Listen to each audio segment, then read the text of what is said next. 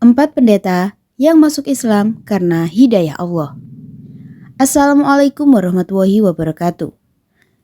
Jika Allah berkehendak memberikan hidayah kepada manusia untuk memeluk agama Islam, maka tidak ada seorang pun yang mampu menghindar. Sebagian manusia harus melewati pergolakan batin hingga mendapat pertentangan dari lingkungan sekitar, lantaran tidak mendukung keputusan baru untuk memeluk Islam. Sebab, pindah agama adalah sesuatu yang sangat dilarang oleh agama manapun. Bahkan tidak jarang seorang hamba Tuhan yang sangat taat melaksanakan ibadah seperti pendeta dengan pengikut yang sangat banyak juga bisa berpindah agama. Para pendeta ini akhirnya memilih jalan berbeda dan memeluk agama Islam. Semoga kita yang sudah beragama Islam tetap memegang ketakwaan dan iman serta Islam ini sampai di akhir nafas. Berikut ini 4 pendeta yang menjadi mu'alaf masuk Islam. 1. Hilarion Hegyi, Amerika Serikat. Hilarion Hegyi, imam Katolik ternama asal Amerika Serikat, memutuskan untuk memeluk agama Islam. Kabar ini membuat heboh sejumlah pemberitaan luar negeri. Ini pun dimuat media Timur Tengah.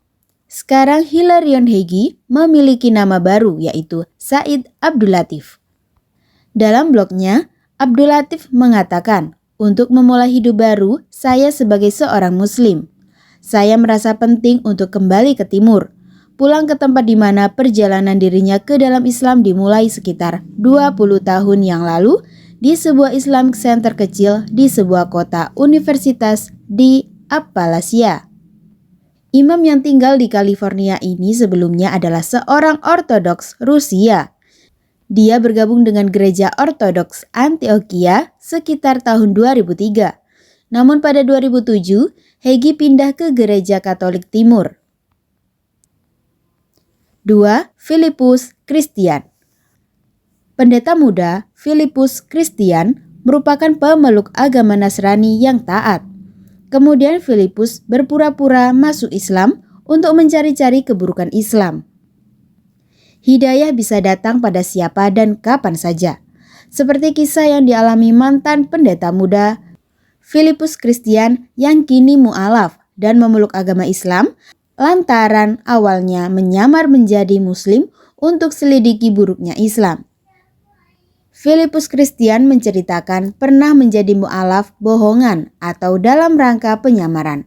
Dia mengaku sebagai muslim karena berpura-pura guna bisa menyelidiki keburukan agama Islam. Filipus Christian bercerita tentang pengalaman penyamarannya menjadi muslim dan sampai akhirnya memilih untuk menjadi mu'alaf. Salah satu yang juga membuatnya membenci Islam adalah karena menurutnya ajaran agama Islam itu sangat buruk. Banyak berita yang sampai padanya bahwa Islam identik dengan terorisme, radikalisme, poligami, dan penyebab kerusuhan di masyarakat. Filipus berkata, yang saya tahu Islam itu gak ada yang baik. Sugesti atau berita yang masuk ke dalam diri saya tentang Islam semuanya negatif. 3. Ibrahim Rickmon. Ibrahim Rickmon sebelumnya menjadi pendeta terkenal di Afrika Selatan. Pada suatu malam, Rickmon bermimpi yang merubah segala hidupnya.